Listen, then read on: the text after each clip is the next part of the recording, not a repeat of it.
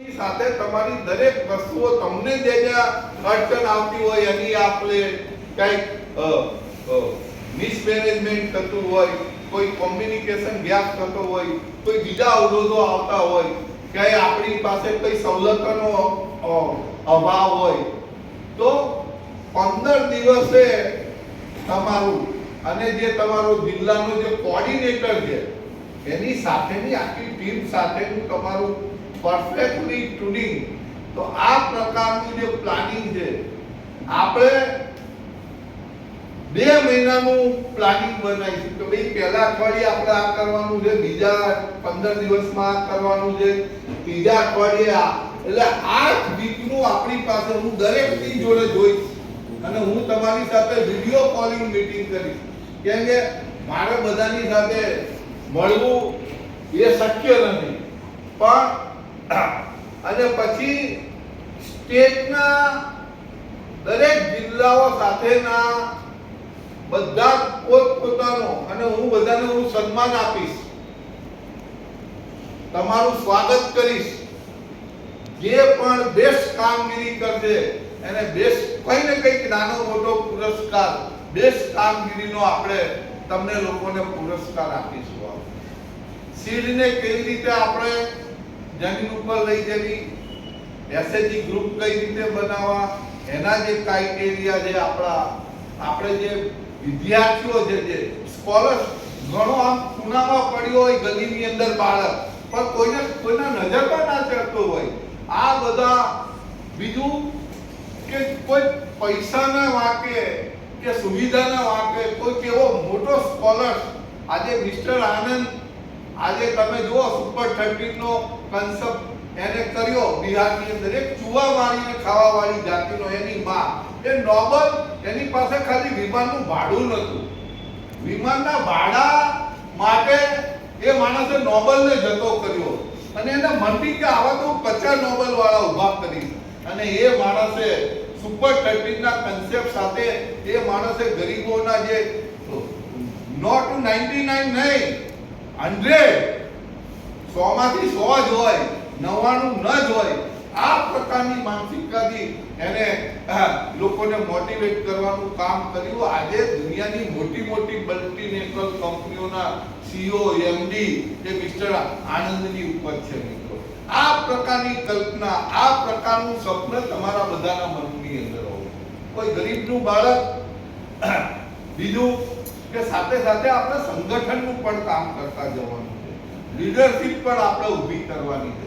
સમાજમાંથી, નાના સમાજમાંથી આપણને લાગે કે ભાઈ આ ગ્રામ પંચાયતમાં આ બેન છે, ભલે અંગૂઠા છાપ છે, પણ આ સંસદીય તરીકે પણ બોલી શકે, એની રજૂઆત કરી શકે.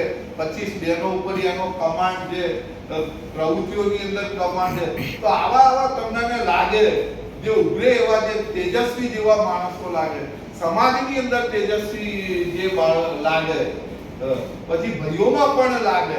કોઈ આમ સાહસિક હોય પણ બિચારાની જોડે પૈસા ના હોય, પણ પૈસા જો એની પાસે આવી જાય તો મોટો ધંધો, મોટો મિની એ કારખાનું ઊભું કરી શકે. તો આ બધું નાની આવી 50 જાતની પહેરાવો.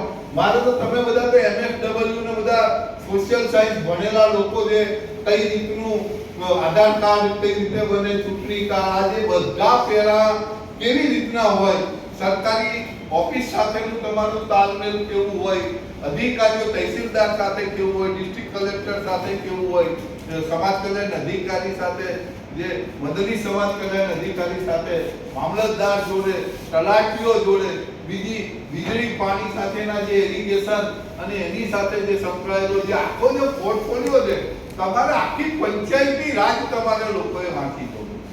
તમારે ફિલ્ડમાં કામ કરવું હોય તો આખું પંચાયતી રાજની જે સિસ્ટમ, ગામ સ્વરાજથી લઈને તમે તાલુકા પંચાયત કઈ રીતે ચાલે છે, વહીવટ કરે છે, જિલ્લા પંચાયત કઈ રીતે વહીવટ કરે છે, ધારાસભ્ય કઈ રીતે વહીવટ, લોકસભા કઈ રીતે, તો લોક પ્રતિનિધિત્વના દાયરામાં આવતી એક જ વસ્તુને તમારે ફેર કરી દેવી. અને સામાજિક લોકોનું તમારે એક બહેનોનું સંગઠન ચાલતું હોય, એક વિદ્યાર્થીઓનું સંગઠન, તમને આમ લાગે આ બધા મળતા તમારે પૂરા કરતા જવા. કોઈ પોલિટિકલ ફિલ્ડમાં આગળ આવે એવો હોય, કોઈ ધંધા રોજગારની અંદર, કોઈ જોરદાર આર્ટિસ્ટ હોય, કોઈ કલા કૌશલમાં હોય, કોઈ એવો સમાજ હોય કે જેનું કામની કલાકૃતિ નેશનલ લેવલ ઉપર આગી જાય એવું હોય, તો આવા અનેક પ્રકારના સામાજિક જીવનની અંદર નાના જે ઉદ્યોગો ચાલતા હોય, આ બધાનું માર્કેટિંગ, આ બધાનું પ્લાનિંગ, તમારું પોતાનું પણ પ્લાનિંગ હોવું જોઈએ. જો ઓબામાને બાઇડનને પણ 24 કલાક આપ્યા છે અને આપણને પણ 24 કલાક આપ્યા, તો એ નાના લોકો હમણાં 5 વર્ષે બમણા, તમારા પૈસા બમણા થાય પણ તમારો જે સમય છે એ બમણો ક્યારેય ના થાય. નવી રાત પડે એટલે આપણું મૃત્યુ થાય છે અને દિવસ ઉગે એટલે આપણો જન્મ થાય છે. આખા દિવસ 24 કલાકનું પ્લાનિંગ આપણી પોતાની એક ડાયરી હોવી જોઈએ. વર્ક ડાયરી બધા લોકોએ ફરજિયાત મેન્ટેન કરવાની. કોને મળ્યા, કોણ કહેવાયા, કેવા અનુભવો થયા, અહીંયા ગયા, આપ પીતી સંભળાવતા હોય, કોઈને કેન્સર હોય, કોઈને મહારોગ હોય, આપણે એને કઈ રીતે લાઇનઅપ કરાવડાયું, આપણે એના માટે કઈ વસ્તુઓ સાથે આપણે એનું કર્યું. તો સંગઠન તમારા દ્વારા જે વિશાળ મોટું સંગઠન પણ બધું પેરેલલ વસ્તુ છે. કોઈ જગ્યાએ બોડી બને છે, કોઈ જગ્યાએ એન્જિન બને છે, કોઈ જગ્યાએ ટાયર ટ્યુબ બને છે. પછી તો અમારા કુલદીપસિંહને તો એસેમ્બલ કરતા જબરજસ્ત આવે છે કે એની અંદર કેવી રીતે પ્રાણ પૂરી દેવો. બીજી વાત હું કરીશ કે મેનેજમેન્ટ. જો મેનેજમેન્ટની કુશળતા, આ 3 વાતો હું આજે તમારી જોડે મેનેજમેન્ટ ગઈ અને તમારી 80% તમારી મહેનત છે ને, તમે કેવું પ્લાનિંગ કરો છો અને કેવું મેનેજમેન્ટ કરો છો, 20% તમારી મજૂરી છે. 20% તમે ચિંતન કરો, મનન કરો, આમ ભાઈ આ ગલીમાં આ તો, આ ગલીમાં આ બેન હતા, આ ગલીમાં આમ હતું, આને હું આમ કરીશ તો આમ કરજે, આને કરીશ તો આમ કરજે. તો એનું તમે જાતે પ્લાનર બનો.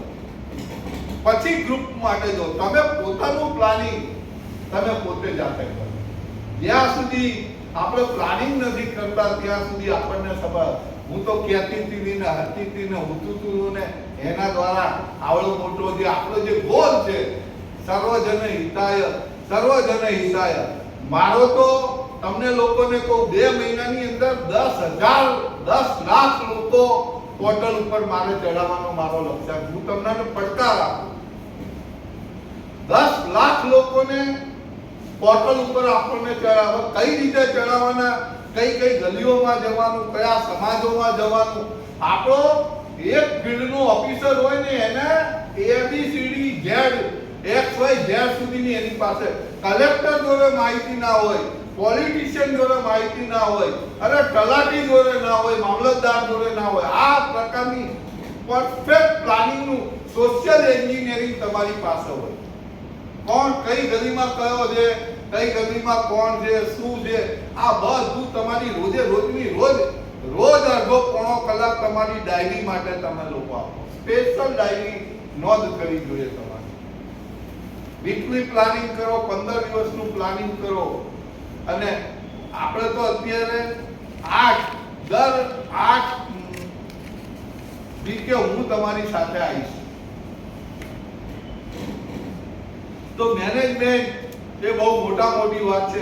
વિશેષ ટાઈમ પણ થઈ ગયો છે, ઘણું બધું કહેવાનું હતું, પણ મને લાગે છે આટલો ખોરાક તો તમારા માટે બહુ ઘણો બધો થઈ ગયો.